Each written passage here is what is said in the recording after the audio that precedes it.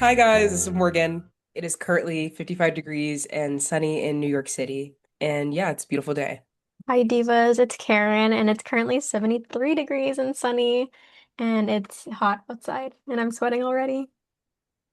And welcome back to Coastal Besties. So today me and Karen are going to be talking about our top five favorite albums of all time with honorable mentions. But before we do that, we just want to talk about like some current events and things of that nature that are happening on our planet and well, on and off our planet and our internet. So yeah. So let's get let's begin, Karen. So I guess we just wanted to talk a little bit about like the Drewski like Erica Kirk skit. I know that's kind of like not as relevant anymore because I feel like it's been like a week since that has happened already. And like God knows how much time will have passed by the time and what will have happened by the time we post this. But like, I don't know, like just kind of the response of like white people being like, and imagine if the roles were reversed. I'm like, girl, we don't need to imagine. It's happened before. Like I was talking about this with my mom last night and I was like, because like I don't know if you've been to the Academy Museum, Morgan, when you came to LA, but like in the Academy Museum, they have a whole room of just like fashion from like Oscar winning movies or nominated movies, and then also like makeup and hair. And there's literally a whole section where it's like makeup from like the past. And it's like, oh, this is Egyptian color. This is Asian color. This is Mexican color. And it's like different, like almost like face paint of like different races for people to like, not necessarily like cosplay as, but like, and as for like white people who have been cast in those roles to like paint them, like the makeup artist to paint them that color so they look like that race. And I'm like, the thing is, like, it's not the same. Like people don't really understand that. And I'm like, when Drewski did like the whole thing when he went to the NASCAR race and was dressed up as like a redneck, I feel like people were like, oh my God, this is so funny. But like when it's a real person, people are like, oh, like it's not funny anymore. But I'm like, that person that he was dressed as the NASCAR race is as real Over of a for person yeah. as the And other. as if Erica Kirk is a real person. Let's start there. No, but like I think it's really fascinating because of course like when we were in school, one of the things that they taught us was the origins of theater. And modern day theater began with blackface and vaudeville and Hmm. like minstrel shows. And so to kind of be alive at a time where we're seeing the reverse of that. It's not funny, but it is. I think it's just I think it's really profound, and I think that art should be political, of course. And even though it's Drewski being silly on the internet, I think it is a form of art and it is a form of a political statement. And he was even going back and forth with JD Vance on Twitter, which I think was hilarious too. And the fact that the vice Bar for bar president is with on JD. Twitter, bar for bar with JD Vance, the fact that the vice president is on Twitter anyway, the fact that don't get me started on Twitter. I'm sorry. I'm stopping myself. But the fact that you can argue with a government official on Twitter over something that really shouldn't even be acknowledged by the White House means that you struck a nerve and you're actually making a difference and making some noise. Yeah. Erica Kirk, if we're talking about theater, I'm sorry, I'm not, it's not funny. I mean, it is though. Brilliant, really. When you are spreading white supremacist ideals, when you are avenging your husband in whatever way that may be, and when you're so quick to forgive the person that allegedly killed your husband, but then you're more offended over somebody in white chicks drag essentially making a commentary about you who didn't say your name, that part. I think it's a little funny. Yeah. Well, no, and it like so many white people love white chicks, and then those same white people who love white chicks will be like, "Oh, like what he did was wrong," and I'm like, "Okay." This is the same woman who came out with WWE level pyrotechnics at her man's memorial. Anyway, The fireworks show was amazing. I love fireworks. I love the 4th of July. I think it's really fascinating that then you have people like Matt Rife and Jake Paul who are like, oh, but if the roles are reversed, and when I do it, like, I don't want to hear anything about whatever. And it just shows that education wise, there's things are lacking. Open the schools, Yeah. as Donald Trump once said. Um, but like genuinely, the fact that there's not an understanding that this is a reversal of a dynamic that has existed for however many years. And it's like, I think one of the rules in comedy, I'm not a comedian, that people talk about is like, you don't punch down, you punch up. Hmm. And I think this is an example, Drewski is an example of punching up, while anybody doing blackface, anybody making negative remarks about women, if you're a male or white male, whatever, making comments about women of color is punching down. Because Yeah. as much as a lot of people don't want to admit it, and as much as we want to pretend like race doesn't exist and there's not a racial hierarchy that's been set up by the same people who are mad about this, um, it's just yeah. I have to giggle and laugh because it's really fascinating to me. But I think that's the thing is like when it's anything that's like blackface or like brown face or just like sort of punching down on like other races or women or anything else, like it's always kind of like taken from this like perspective of like, oh, this is funny, why aren't you laughing at it? But it's never really like true, or it's always like exaggerated truth or like painting those groups of people in like a negative light. Yeah, Well, like what Drewski is doing and just like sort of parody in general is like more so like comedic subversion of like this is the truth, but you're gonna yeah. laugh at it, but this is like what's actually happening. And it's absurd, and Yeah. because it is. Like we are in absurd times. Every time anything happens, I'm like, this shit is odd. Yeah. Like, don't get me started on Christy Noam's husband. If y'all don't know what happened with Christy Noam's husband, he was essentially exposed for cross-dressing. But Yeah, and like I wouldn't even call that cross-dressing. I don't know what that is. he has like a kink for like bimbos or something or like Yeah, bimbofication of bimfication. women. Yeah. It's odd. A moment of And silence. not to kink shame, but when you are again in a place in office and you're known as somebody who's been hateful, especially towards like the trans community, the LGBTQ community, well, trans community is in that, but you get what I'm saying.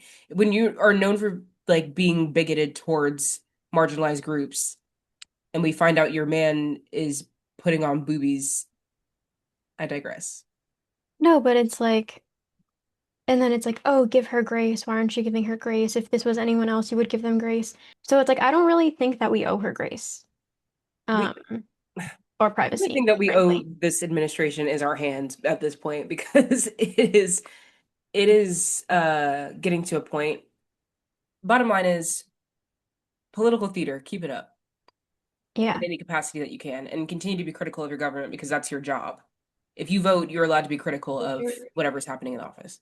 But I think that's like something that bothers me is people are like bread and circuses whenever like there's like any art or like movies going on. And I'm like, you're literally part of the problem because I feel like society has kind of gone in this way where they're like, oh, you don't need art, you don't need film, you don't need media, like you don't need any of this stuff. And that's just distractions. Would you tell that to Brecht? Would you tell that to Dadaism? Like, what are we talking 100%. about? But okay, let's talk about the main topic of today, which is our top 5 albums. You start because I'm excited. Okay. So I didn't like rank them in order of like superiority to my heart. I just kind of like was like, I like these 5 albums. I feel like this is a solid list, at least for this month. Today, yeah. Like I need like an asterisk by like top 5 albums because I'm like, Yeah. this is gonna change in like 6 months to a year, I feel. It's a tie between Chromacopia, Igor, and Cherry Bomb. Oh, okay. Really couldn't choose. I was like, okay, so Cherry Bomb and Igor aren't no skip albums for me. Mhm. Chromacopia is kind of one of those that's like a no skip album. Like I like it was my first Tyler album that I was like, holy fuck, this whole thing is so good. Like not that the other albums aren't good, but it was just like I listened to it and I was like, this is my favorite album that he Yeah. has ever made. Because it's just like every song is a story and it just ugh, like take your mask off. Take a mask off. It's such a good album, but then I was like, ugh, but Igor has like songs that I love so much. Like the transitions in Igor are so like I feel like Tyler's just a master at transitions in general. Yeah. But like the transitions in Igor are so fucking good. Like I think it's from I think to Wasn't it, I think, into running out of time? yeah, New Magic Wand is genuinely so I've seen Tyler in concert so many times. New Magic Wand live will genuinely the first time I saw it, I feared for my life just because I like being in the pit. It's fun. But then it's not fun when everybody around you is jumping and pushing each other, especially when you're a part of the Short Queen Club. But like genuinely there's been times where like we're in the pit and then the crowd just takes me and my friends are like, "No." Wait. But it's genuinely such an amazing song live. It goes crazy. And then Cherry Bomb just has some like favorites for me. Too Young Hmm. is like Kali Uchis. Hmm. I don't know. The more I'm like thinking about it and reflecting, I'm like, I just like Cherry Bomb for vibes, but like Igor and Chromacopia, I have like actual reasons for them to be like Yeah. favorite. Chromacopia is my favorite. Mm-hmm. I remember when it dropped and I just like listened to the whole thing all the way through. The transitions were seamless. And it was the first album from him that I felt like culturally connected for me. But I was like, it's an album about identity and like quite literally like the Saint Chroma, which is like the first track on that Oh, album. And it starts out with his mom and she's like, "You are the light." She's yeah. like, "Don't let anybody in your mother." Like it is so I love that album dearly. I really do. And then the like honestly the shoe drop of like him, like the ending of it. Yeah. And also Sticky is one of the best tracks Oh, on that Sticky. album. I literally and Balloon. Again, thought I was dead. Nah, like it is such a good album. Wait, literally? I'm like literally like I'm like as I'm thinking about I'm like every single Literally, because I was about to say I'm like Ratata is one of my favorite songs too. you can't go wrong with Chromecopia. I will say I have an issue with people posting their significant others to Darling I. Like moving on. Two Uh songs I like don't really listen to the most are Hey Jane and Judge Judy, but it's yeah. not because they're not good, it's just like heavy. Like I remember when I first listened to it, I was like I would listen to it for the transition into the next track. And then I was like, actually, I'm like, I don't need the build up no more. Just give me the song. Judge Judy into Sticky is wild. And also seeing like the footage of like how he kind of like for the part where he's like, "Can you see the light?" Yeah. And like how Daniel like Caesar is like singing that part. He's But like, like fuck. yeah, him recording it and he's like he keeps cracking and he's like, "Fuck." It's just like It's so good. Like, and also I love watching the construction of an album and he always like shows parts of that. And when he has people featuring, and it's like specifically with like Sticky, it's like there's this like brass kind of section in there and there's it's just yeah. I think this album I yeah, good choice, Karen. I and love this truly one. he is such an artist because the like artistry that he puts not only in the music but also in the production Yeah. of his concerts Yeah. is just wild. But no, I love Chromacopia. Yeah. Yeah. So again, like Karen said, I'm like, these are not in any particular order, but they all matter to me. Okay, so the first album I have on this list is Abbey Road by the Beatles, which I know is people are gonna be like, wow, like that's so basic, Abbey Road. I'm not gonna sit here and pretend like the rest of you that the White Album is the best album because it's not. Abbey Road, I think, not only for the time that it came out, because it came out in 1969, which is a big year for America. They're not American. Oh my God, I gotta lock in. Okay. But no, I think Abbey Road is one of those albums where if I just need to like listen to something and completely reset, I can listen to the entire album all the way through, no skips, no whatever. I can tell you what my favorite section is, but I can listen to the whole thing all the way through and just be with it. It feels like a complete like art piece. It's like watching a film for me. And it starts out with Come Together, which is of course a That's classic. my favorite Beatles song. Boom. Like the bass line is like sexy, it's cool. This whole song, like the bass line is like y'all look, I'm not bass line is sexy, okay? The bass line is amazing. The steady tempo of the drums, and this is like I have so many opinions about the Beatles. A lot of people talk about how like Ringo is not that good of a drummer, and it's like this is a controversial opinion, but I'm going to say it anyway. I think good drumming isn't about how much noise you make, it's about how well you keep time. And he was so good at keeping time that they were able to do things technologically that people still struggle to do today with modern technology. It's like that's Yeah. layering of vocals, that's like re-recording over tracks, whatever else, because he's consistent. And I think Come Together, it's like, again, very subtle drumming, but very cool. Then we have a few tracks that are just like kind of fun and silly. Octopus Garden literally feels like running in the field with the girls. Like it feels like a SpongeBob episode to me. And that's why I love that song. But my favorite section of the album starts with You Never Give Me Your Money, which I think is the beginning of side two of the album. And the entirety of side two, or if you're talking about the vinyl, the entirety of the B-side is like cohesive. All the songs run into each other. And my favorite song by the Beatles and off this album is Sun King, which is one of the songs where they sing the least. Which is not why I like it. But again, I love a good bass line, and that song is literally what it feels like to watch a sunrise on like a very beautiful day. It's gorgeous. There's like literally cricket sounds and stuff in it, and at the end, it's like when the sun is finally up, they're all finally singing, and it's like, and you're like, oh my gosh. But then it goes into like these really short but like fun upbeat songs. So it goes from Sun King into Mean Mr. Mustard to Polythene Pam, and she came in through the bathroom window into what is also I said Sun King was my favorite. I might have lied. Golden Slumbers / Carry That Weight is one of the most beautifully constructed songs ever. And I say this because it starts out with Paul and the piano, very simple. It's like once there was a way. Oh, that's all it takes. I'm locked in. Wait, Um, is that the song that she sings and sing? yes. This is the song Nana Noodleman sings and sing, and she's climbing up the cliff, and Yeah. her cave is one of which she's like, once there was a way, and it's Jennifer Hudson, because of course it is. I love that part of Sing. It's perfect. Wait, But Sing is like low key. This is not. Thing is low-key a good movie. It is. The I bitches like on the same Letterboxd are movies. hating. I love that movie so much because it's just and Sing 2, a solid sequel. They don't always do it well, but Tori Kelly's cover of "Don't You Worry About a Thing" by Stevie Wonder, phenomenal. She And might have also done better like than Stevie. the fact that Egerton? Edgerton? I don't know. I don't- Aaron Edgerton? Is that how you say his name? the, I have no idea. British. That guy. The fact that he got cast as Elton John because of his cover of I'm Still Standing, as I think the Like, monkey's name is Johnny, yes. as Johnny The gorilla. the gorilla. No, sing again, Statcast. Seth MacFarlane as Little Mouse singing My Way, that ate too. Tori Kelly singing Hallelujah as well, also ate. Anyway, back to the back to Sorry. the main event. No, but Golden Slumbers, it starts out with Paul on the piano, and he's just like singing, he's like, once there was a way to get back homeward. And like that as like an opening line, I was like, okay. And then they bring in this gorgeous, gorgeous orchestration for like when he repeats the chorus essentially. And there's a version of the album that they released that has like the orchestra track separated from the main track. And it's like so complex and so beautifully done. And then it goes into Carry That Weight, which like is kind of like a big almost reprise of the entire album. And You Never Give Me Your Money, which happens earlier in the album. And like, yeah. And then there's the end, which is again feels like very conclusive. It feels like the credits. Where it's like, and in the end, the love you take is equal to the love you make. And you're like, wow, I never thought about it that way. And then they finish it off with Her Majesty, which is just like a silly little ditty that again feels like a post-credit scene if we're talking about it in a film format. And of course they're singing about the Queen. And he's like, oh, gonna make her Like mine one day. And it's like, okay, Paul, I'm sure. that's like the best albums is like when it feels like a whole cinematic. I mean, it's an experience. Yeah. And again, Here Comes the Sun is also on this album, which is another one of their biggest songs. And that song for me, like the first time I went to Puerto Rico, there's a Ben and Jerry's on the beach in San Juan, okay?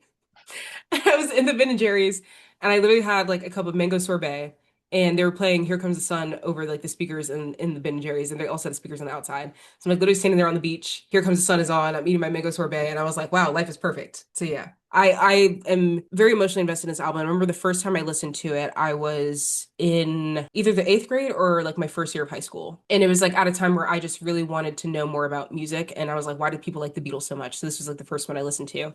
And then I was like, now I'm one of those people that likes the Beatles a lot. So yeah, that's why I love this album a lot. I feel like that's good that like people can have like such different experiences because I kind of went through like the same thing where I was like, I wonder why people like the Beatles so much. And I like went on a deep dive and I like listened to like every single album Yeah. that the Beatles had and I like really like studied their music, I feel like for like 3 months. Hmm. But I did not get the same relationship to them as you did. And I think that that shows the dichotomy of different people. Dichotomy and the juxtaposition and the zeitgeist. The zeitgeist of it all. All right, Karen, what's album two? Ultraviolence by Lana Del Rey. It was between that and the Blue album by Joni Mitchell. Very beautiful choices. But genuinely, just when I was in high school, that really was like rewiring my brain for real. I don't know, like I between this and like Norman fucking Rockwell, Lana Del Rey was like my favorite artist for so many years. Like genuinely, like throughout the entirety of like my high school career. Then she started saying some things, y'all. Who was she trying to beef with? Was it Rihanna? It was like Rihanna, It Beyonce. was a lot of black people. Yeah. And it was just like Camila Cabello. I don't know why her. Which valid, but no, No, but just like I feel like she's kind of one of those people who doesn't really like think before she like speaks or doesn't have someone to like it's giving Adele in her Jamaican outfit. Like I was hoping that's what you were gonna say. Adele in Jamaica. Y'all, that's one of my favorite pictures of all time. And then they took away her Instagram password after that. And I was like, no. but genuinely like for me, I think what I like about this album is that it feels like so consistent with itself. What I will say about Norman fucking Rockwell is I love how a lot of the songs like use kind of their names, either like vocalizations or like almost another instrument, like with Bartender. How Hmm. she says like tender to sound like the like ice like clinking against the glass. Yeah. Amazing. But for me, there's just some big ones on here for me. Ultraviolence, the song itself. Brooklyn Baby, you're Yep. joking. that made me feel like the coolest girl in the world.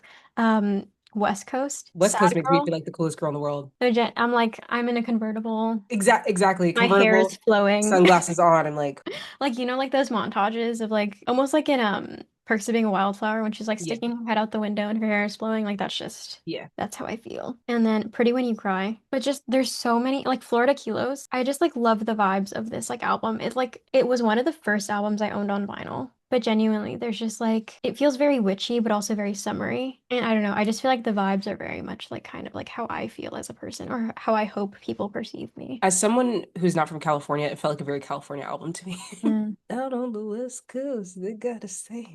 Anyway, I don't know. I just love Ultraviolence so much, yeah, and it's an album I love. I love like Lana Del Rey's music is like always yeah. gonna hold a place in my heart. Like I don't know. It was very formative. It's very formative for me, but not in the way that girls are like, I'm gonna date Peepaw from the gas station now. Like, no.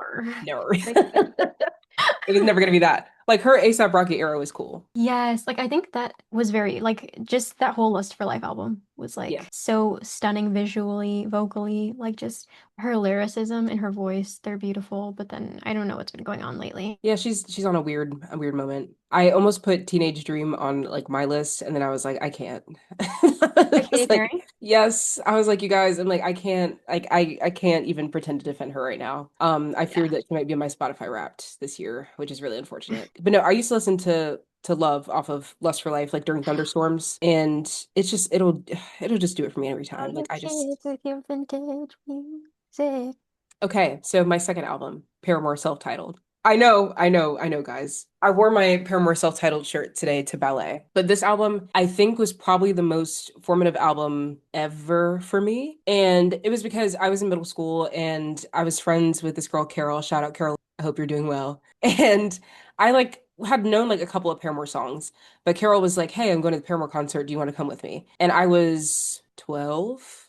We go to the concert and it was for a self-titled album and it was at the Bell Auditorium in Augusta, which is like a relatively small concert venue, but I mean it's like a decent size. It's a cool venue. But it was like my first concert, like real concert ever. I just remember the concert started and I was just like, whoa. I still have videos off of my iPhone 4S at the time of me singing Still Into You, like literally arm all the way up because I was like literally this big. But it was one of the most, it was the first time that I remember just feeling very like high listening to music and very locked in and like, wow, like it was very real to me. I mean, it still is. And what's beautiful about this album is at the time, there's so many songs on there where I literally had no idea what those emotions felt like, but I could get a sense for what she was saying. It's kind of like that Um, trend now where it's like, yeah, oh, 2012, like listening to it and being like, I like this song. And then like yeah. for a couple years later and being like, I Now I understand this understand. song. It's so crazy because there's literally a song on here. It's a demo. It's called Tell Me It's Okay. And one of the lyrics is, I think at 23, it's time to practice what I preach. And it was like, it kind of creeped me out when I listened to it because I was like, now I'm 23 and I understand this whole album. But of course, like there's the big hits. Ain't It Fun?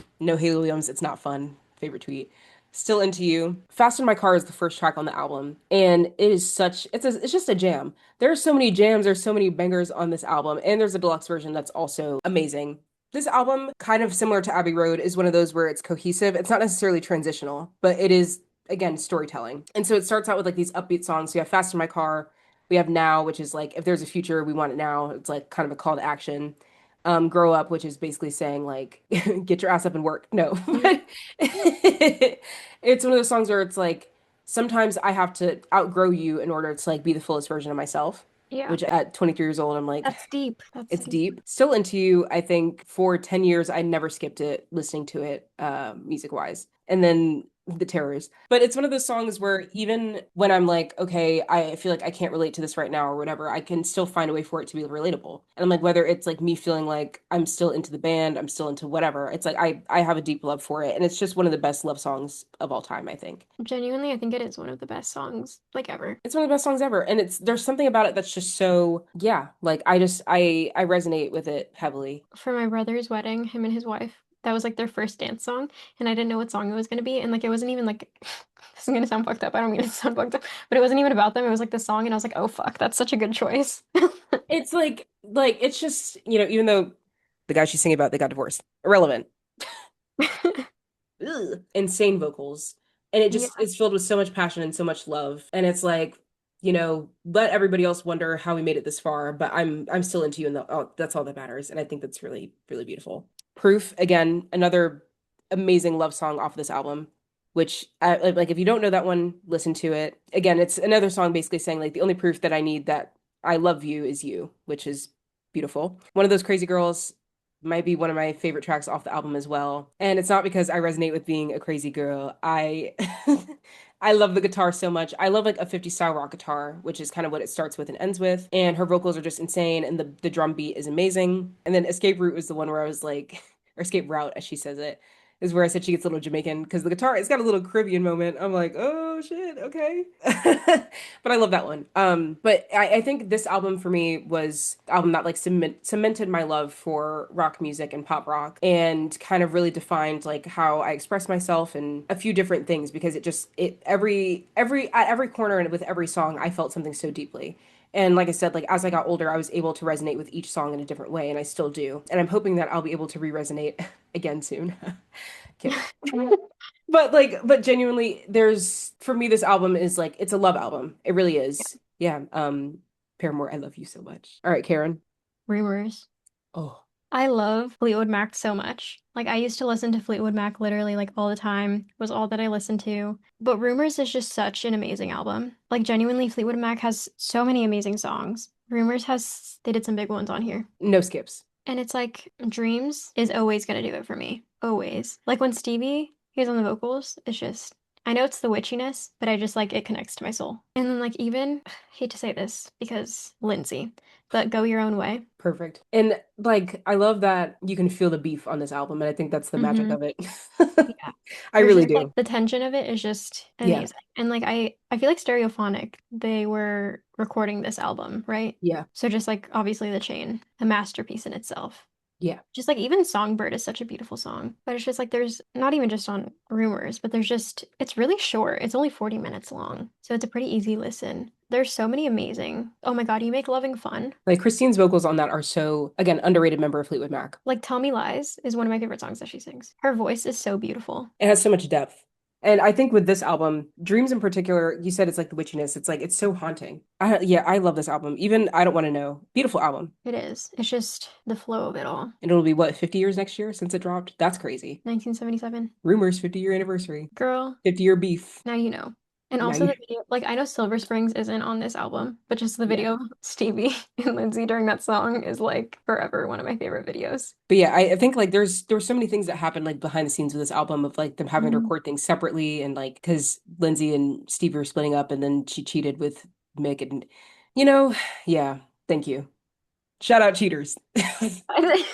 My next album is Pure Heroine by Lorde. I knew I when we were talking earlier, I was like, I should have said Lord because I knew you were gonna put Yeah. it on here. This album was an album that I listened to almost every single morning when I was walking to school, middle school. Somebody asked me, like, what is your favorite song of all time? And I couldn't like nail down one song. And I was like, I Mhm. don't know. But if we're talking about songs that like have stuck with me and like through every phase of life, I feel like I relate to a different way. Ribs is on this album. But no, Ribs, like to me was like my foundational song. And to this day, like I still listen to it. I still have a visceral emotional response. Still feels very fresh. This song, so it came out in 2013. I was about 11 years old, and I was like walking to school. I was always listening to it, and I was like, oh, like again, I know nothing about what any of this means, but I rock with it. This album just kind of sounds like what being a badass kid feels like. Yeah, and I was. It was one of those albums. I remember at this point in my life, all I wanted to do was like be at the club. And I know that sounds crazy, but the way that they advertised partying to us in like the early 2010s as like the place to be and like the thing to do, it was like this song literally made me want to be like at a party, standing in the corner observing, not even like getting turned. Like I just wanted to be at the party. That's the vibe you get from Ribs, or that you got Yeah. from Yeah. Interesting. Well, I'll get there.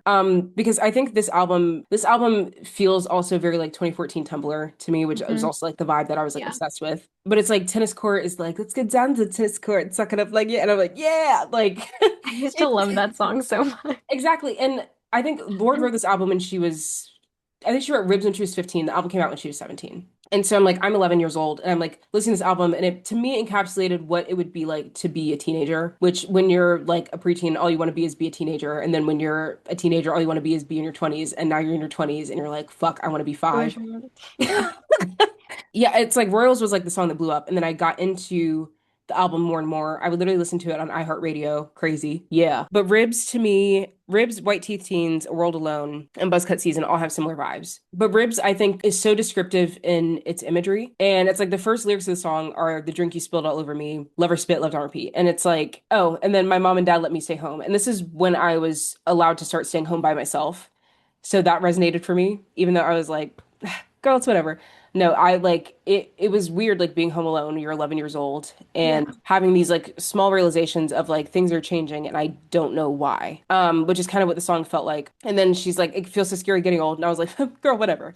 And now I listen to it and I'm like, like it is a little scary. Like, oh my goodness. Yeah, and it's just it encapsulates not only what it feels like to kind of be like moving through life and things are moving really fast, but to have these like friendships that are like you're going through that with them, I think.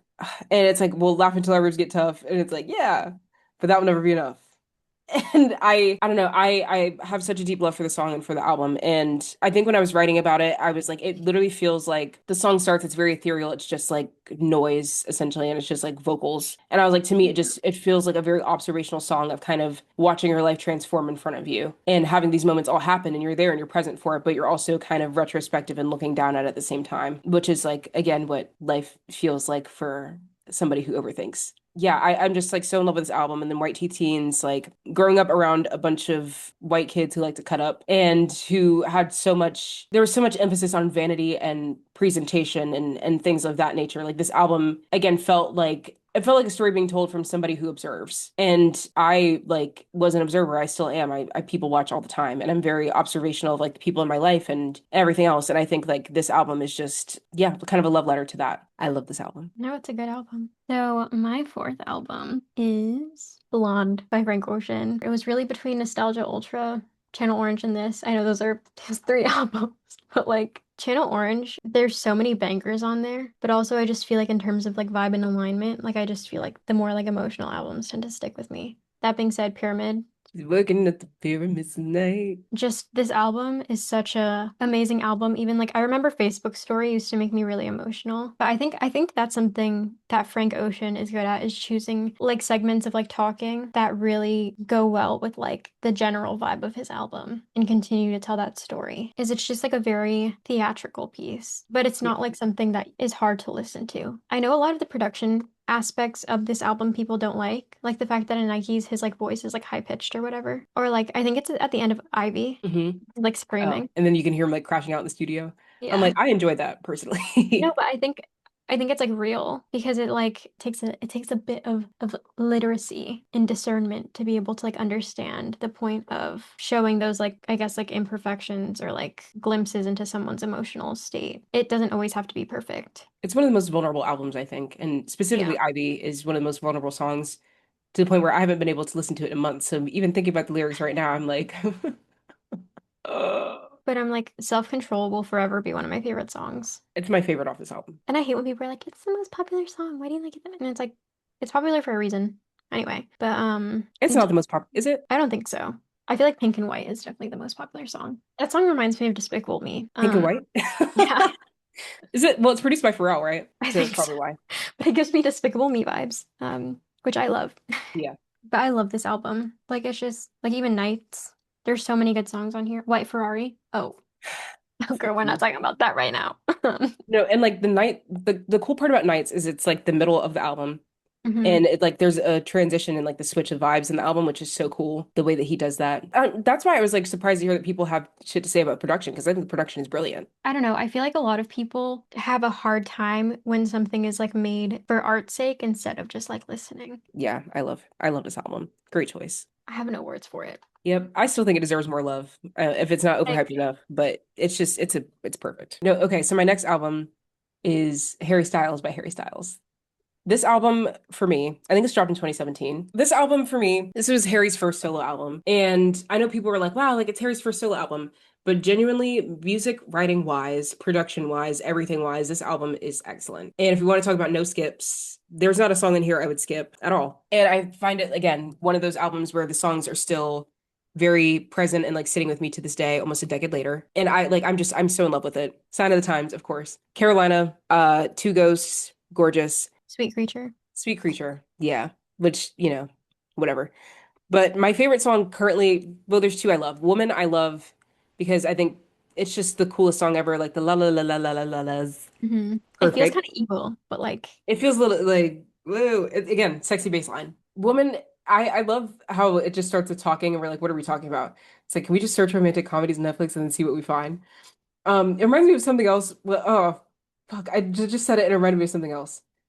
It's like, can you stop talking? Oh, can you say hi to my mom? Can you be quiet? Like, same vibes. I love Woman, but my favorite song on this album is Ever Since New York. mm, Ever Since New York is my favorite song off of this album because there's something that's just like so beautiful about it. And I know people talk about there's like one song where they're like, "Oh, this feels like a squirrel's first time in New York City." But I'm like, I feel like this song feels like a squirrel's first time in New York City.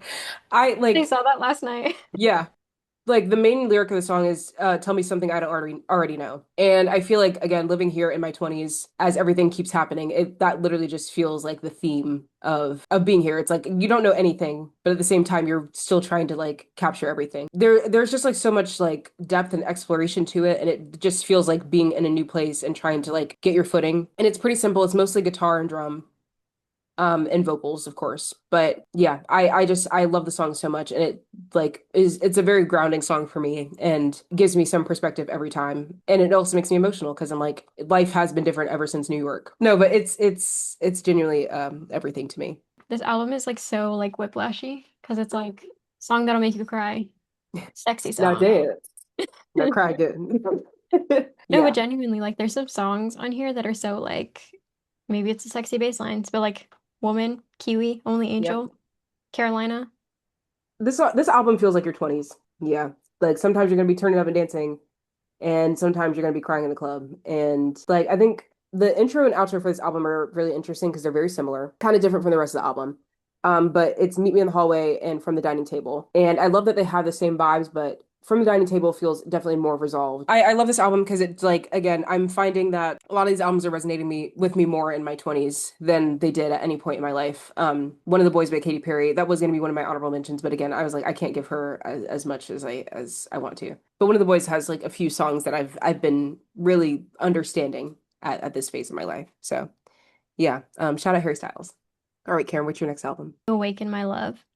So true. Like that's just I was listening to Baby Boy last night and I'm just like the songs in there are amazing. Donald Glover's vocals, amazing. It's just it's such I feel like that's his magnum opus. I mean, after you come out with Me and Your Mama, I don't know how you can do anything else. Yeah. But no, I love that album, and I think and like we were talking about Get Out last week, and I remember when Redbone started playing that movie, I was like, what is that melody? But genuinely just like damn, all these albums are short as fuck. It's only 49 minutes long. That's all you need. I know he's controversial, but I just feel like Childish Gambino is like so good. Yeah. My last album is SOS by SZA. This was like my Harry's House and SOS were my London albums. And I remember I was like in such a weird place towards the end of London. I was like, I think I've eaten too many beans. No kidding. No, but I was like no, it was like things are just like things were getting weird. Like I was just like doing so many things that I think I discovered kind of a different kind of independence, was like discovering so many things about myself. And this album, it's such a fascinating album for when you feel isolated in that weird way. It's more of a breakup album, which at the time I was like not privy to, which now I understand. But like no, but it was I think to me like Ghost in the Machine was like the main song that I really like resonated with. BB. Yeah, because there was something so I would just be like walking to class or like wherever else and I'd be listening to it and I was like resonating. And the part where she's like, let's talk about AI and she's like, robots got more heart than I do. Like I was like, ugh, now that again resonates more today than it did back then, huh? But I remember Snooze was like my favorite song on the album, and That it's song still one of is my so favorites. good. It's so good. And it's one of more SZA's more positive songs because she'd be like, I hate myself. And I'm like, I really don't want to resonate with that right now. Genuinely, Um, Control is such a good album. Control was almost on here. And I almost put Control in honorable mentions, but I was like, I feel like everybody loves Control. But I mean, y'all don't love it like I do, but I love it for a reason. it's popular for a reason. I think Nobody Gets Me is also a very beautiful song on this album, even though it's one of those ones where she's like, how am I supposed to live without you? And I'm like, I SZA, God, like, yeah. And I remember when she dropped Shirt as like initially just like a short little snippet, and it was like on TikTok, and then she put it at the end of the music video for Good Days, right? That would make the most sense because Good Days was Yeah, like a single that she had. And then sure it came like a little bit after. But no, like Good Days is also on this album, which I think is one of the most beautiful songs ever, produced by Jacob Collier, right? Hmm. And it like has all these beautiful chord progressions, and it's like about trying to find that optimism even when you're like bottomed out. And she's like, I still believe in good days. And yeah, I just like I really love this album. There's something so beautiful about it. Some of the songs, like I said, SZA, I love SZA, but sometimes SZA gets a little too real in the sense I'm like, I'm not voicing that. I'm like, I'll listen to it, but I'm not singing along. And even then, sometimes I'll skip it because I'm like, I can't internalize that today. But I think Snooze is like one of the best songs, one of the best R&B songs currently. Produced by Leon Thomas, who also came out with Mutt and his own album. That is just And he was like, on Backyardigans. and he was on Backyardigans, and Andre from Victorious is every he's everyone to me. And Victorious, honestly, I Mhm. could have put a Victorious album on here because I was running that music up like it was Yeah. real, and it is real to me. Yeah, yeah, yeah, My best friend's brother is the one for me. A hot pop drummer, and he's 6'3". Like y'all weren't listening. yeah. Ugh, Or take a hint. take a hint. Why am I always hit on by the boys I never like? I always see them coming from the left and from the right. I don't want to be a priss. I'm just trying to be polite, but it always seems to bite me and that asks me for my number. Yeah, you put me on the spot. You think that we should hook up, but I think that we should not. Shakespeare. You had me at hello, then you opened up your mouth. And that is when it started going south. Oh, that was like my last album. And I think as again, as I get older and as I experience more, I like resonate with it in different ways. And Control also, I feel like is a sister album to this one. And Control, I feel like again, I can't internalize all of that. I like Normal Girl, after I listened to it a few times too many, I'm like, I need to take a walk. But my And honorable mention, yeah, I don't know, I've like said a lot of my honorable mentions already, but the one that I really wanted to focus on is Electra Heart by Marina and the Diamonds. Genuinely, like, can we get into that for a second? no, like we have to get into it, I Like, fear. Marina was genuinely one of my favorite artists growing up. Genuinely. Like, it was the night before I was taking my SAT for the last time, and I forgot that I had concert tickets to Marina. And I was like, well, girl, Fuck guess we're them running on SATs. like zero sleep on the SAT tomorrow. But genuinely, I just like love kind of the way that she like goes about singing and stuff because it's not always like to sound like she's not always trying to do her big one, like with the It's vocals. storytelling. It's storytelling. And I'm like, oh no is not on this album, but that's like one of my favorites by her. And it was on Just Dance. Like that album is just so Prima Donna Yeah. will always be my big one. Yeah. Prima Donna girl. Would you do anything for me? Charmed by Clairo. Oh, yeah. That's valid. I was listening to Terrapin the other day and I was like, oh, And like for me, I'm like, oh, she went to Syracuse, so she gets it a little bit. yeah. No, I'm like, there's a certain melancholy about Syracuse that I feel like you can She only understand once captures. you've been there. Yeah. Yeah. Especially Bags. I'm like, Honestly, that literally feels like going back to wait, campus. honestly, I have the funniest story about bags. Oh, God. Okay. And this kind of ties into what we were talking about the other day. So one Yeah. time I was talking to this guy, and he's like, oh, like what music do you like? And I was like, oh, like I like that. And then he literally unpromptedly sends me a video of him playing the guitar singing bags. Let the lesson be that men ruin everything. No, but genuinely, I'm like, how do they want you to react when they pull out the guitar and start singing in front of you? Like, And like I think when I was 13, that might have been endearing.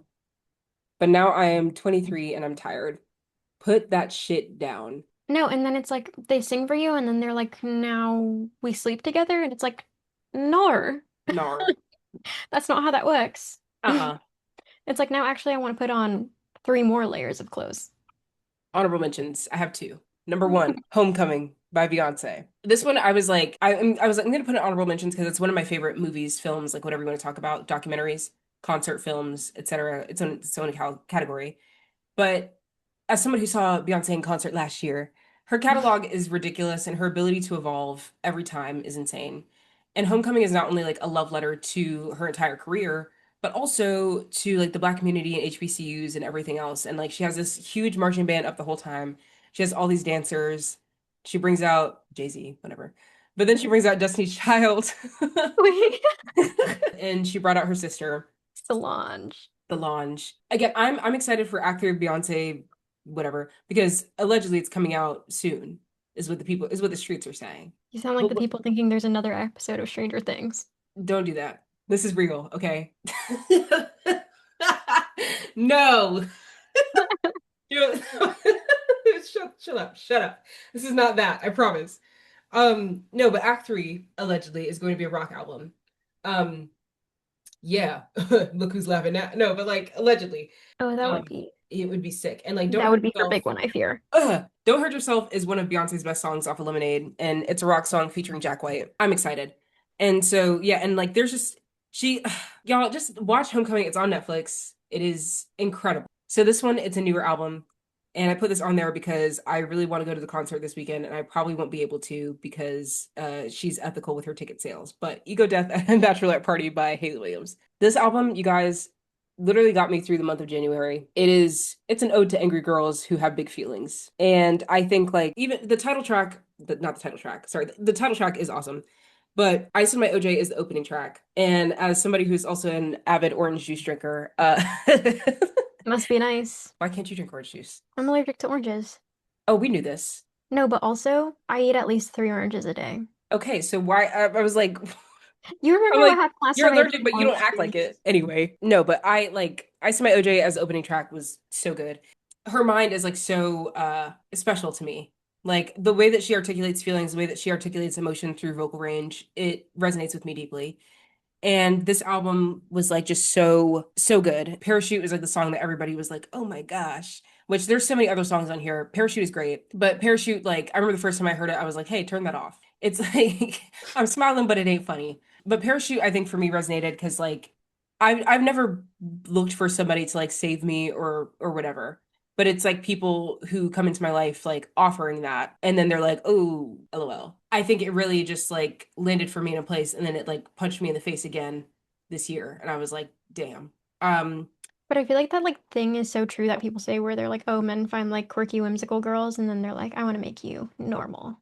yeah.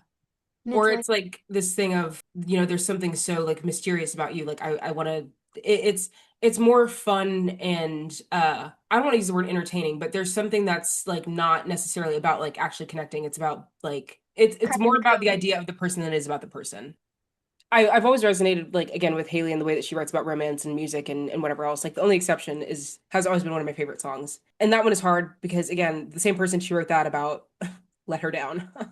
Uh, so no, I love her and I love that despite like these really unfortunate situations, she keeps putting out like really incredible art. Moving on. Again, I really wish I could go to that tour this weekend. If I find a way, you will be hearing about it. Traffic report. Traffic report. Let's get into it. What did I even do last week? You guys, I worked 45 hours at work last week is what I did. Um, which will never be happening again. Hated that. Wasn't fun. I didn't get to go to ballet. Oh, I did see the drama this weekend.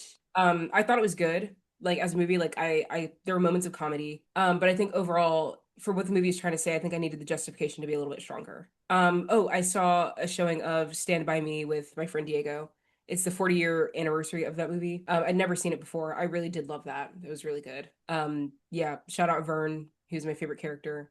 The comedy was written really well and like the drama of it and like again a kind of a coming of age story and they're all like 12 years old out in the woods like looking for a dead body. It was like it was an interesting concept but like also just a really interesting story. But yeah, like I most of what I did was go to the movies in the time that I wasn't crashing out because of my job. And I had an audition which it was the first time I stepped foot in Pearl Studios in a minute. Y'all, God bless those who have never had to step foot in Pearl Studios.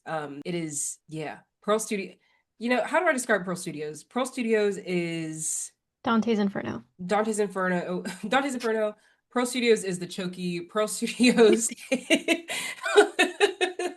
Pearl Studios is where all the bad Legos go to like to die. What like With the Craggle. yeah. Pearl Studios is where you get hit with the Craggle bitch. Like it is really like it is. It's really a journey in there. But I'll be back in there again on Monday. So prayers up. But hopefully it'll be nice and empty by then because I'll be going in the evening. Mm. So anyway, but yeah, last week was crazy, and I'm looking forward to the weeks ahead. I'm hoping I get to see some shows soon. My goal is to see Every Brilliant Thing with Daniel Radcliffe before he Hmm. leaves. I also want to see Proof, but I'm like that just open. It'll be open for a minute, so I'm not too worried about that one. Don Cheadle. Don Cheadle, I love Don Cheadle, guys. I'm 30. What do you say? I'm 47. Damn, Karen, what were you up to this week? Girl, last week I literally went to the Bay Area for one day just to go to a hockey game. Hmm? Just because, like, I don't know, for fun. Like, I wanted to see, I like going to different hockey arenas just to like see the food and the vibes and just like see how things are. Yeah. It's kind of it's a fun thing to get into, I feel like, just to see like compare and contrast with other experiences that you've had. It's kind of like going to different theaters. Yeah. Except like seeing like how the fans act, and it was cool. It was nice. I got to see Macklin Celebrini doing his thing, so that was fun because he's like one of the best hockey players right now. But yeah, it was a good time. The like food there was actually pretty good, and I do love so Sharky, the San Jose Sharks like mascot. He literally was at the gay club, like hitting the splits. As he should be. No, and I'm like, I love Sharky. Sharky's so unserious, and like I love like I'm like if you're gonna have a mascot, at least have them be fun. Like the Anaheim Ducks mascot, he like zip lines in sometimes. Or like Sharky will Love like it. bungee jump from the ceiling, it looks like. Like they really have mascots doing anything, dude. Like so But it's cute. like entertaining and fun. Yeah. Okay, let's get into this music. The first one, I talked about One of the Boys a little bit. It is one of those albums for me that, as I'm in my 20s, resonates more. But I put Thinking of You on there, which I think it's one of the best breakup songs ever, unfortunately. And I love when she gets a little indie on the track. And of course, the second verse, everybody like makes fun of it, but it's honestly like lyrically, the song is great. But it's just like melodically gorgeous. It's very simple. And every live performance that she's done of it has been great. I'm just gonna go rapid fire with these to keep it Yeah. short.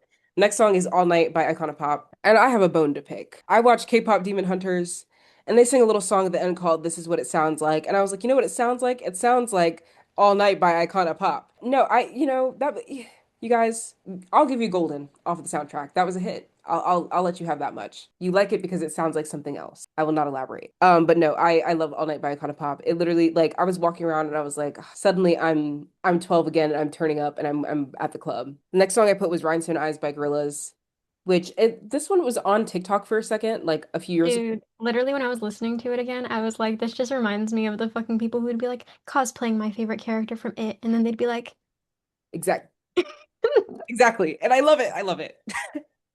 But no, the song itself is actually just like so cool, and I love like the electric sounds that they put into like their songs, and like the chorus is literally like there's a voice that's like that's electric. I'm like it is, but it's like it's super cool, and I just love a song with somebody talking the track. Um, then I put Little Red Corvette by Prince. I've been in a Prince mood as of late. I also have been listening to I Would Die for You a lot. But Little Red Corvette, like it'll just do it for me every time. And again, like sexy bass line, sexy guitar, like Prince is just like it was Saturday night. Yeah, I love Prince. what was your favorite Prince song growing up? Probably Purple Rain because I'm dramatic. Like literally looking out the window, like Purple Rain. No, and I love when people like will post videos and they're singing Purple Rain all churchy because that's literally what it is. But I like that one. I liked Raspberry Beret was also my favorite. That was a turn up jam. I still love that one to this day. Even though at the time I like what was not listening to lyrics at all. I was just like, oh my God, purple hat. Anyway, and then the last one I put is I'm Not Gonna Teach Your Boyfriend How to Dance with You by Black Kids. Ah, It's just like it's just a jam. If you've ever it's seen so good. Jennifer's Body, which honestly, Yes. well, we have to talk about that around Halloween because like it's one of Karen and I's favorite movies. But it's in there and it's like when they're going through the yearbook and hype everybody at school and in Jennifer's Body. But it's just like such a like fun rock song, pop rock song. Have you heard the Glee version? Anytime I talk about a song and somebody asks me have I heard the Glee version, it awakens something in me that I can only define as rage and irritation. Yes. Did I say I'm not going to teach your boyfriend how to dance to the Glee version? I did not. I said by Black Kids. I do not listen to the Glee version. I don't think there's a single song I listen to the Glee version of voluntarily. Moving on. No, That I song's love that song and I just like I don't know why it was like hitting for me this week. And I was like, like, do, Barbie do, girl, do, do, do, do, do. Yeah. I I love like think I'm enough. I love a little gay emo pop song. So yeah, anyway, that's all I got. What you got, Karen? I started with Juna by Hmm. Clairo, just because like I was in that mood this week. I was like, You make me wanna go go dancing. dancing. And then I have Amaze, Amaze, Amaze because I rewatched Project Hail Mary. Like that song just like genuinely, I feel like captures what joy feels like. Yeah. I don't know what happened towards the end of the week I because was like, oh my God. I had the playlist on shuffle and I was like setting up at work and I stopped in my tracks and I was like, do I cry right now? I don't know what happened. But then I have Apocalypse by Cigarettes After Sex. I don't know. Like Cigarettes After Sex are gonna do it for me. But I love that song. And then I have Mhm. Sugar by Brockhampton. And you know what? No, because I have also been listening to the song again lately. I don't know why it's resurfacing for me. I literally like I think I reposted a reel of it. I know Rockhampton is like shitty, but this song Yeah. is the But best thing that also they like ever did. Ryan Beatty, we love you. and then my last song is Self Control. Evil song. Beautiful song. Evil song. Thank you for joining for today's episode. We really love music. We really love movies and music, obviously. Keep talking about it. But Art. yeah, we love art. We love art in all its forms. But this episode really means a lot to both of us, I think. And so if you made it this far, thank you for You're gay. listening. Um, Karen, sorry. if you made it this far, thank you for listening. And we look forward to talking to you again next week. And yeah, make sure you follow us on Instagram at bicoastal Like those underscore besties. besties, two S's. And we're on Spotify, Apple Podcasts, And and YouTube. YouTube, and soon to be TikTok, maybe if you're into that. So anyway, love you guys. Talk to you later. Bye. Drop your favorite song in the comment or Drop album. your favorite song in the chat. Yeah. Drop your big one. All right. Bye.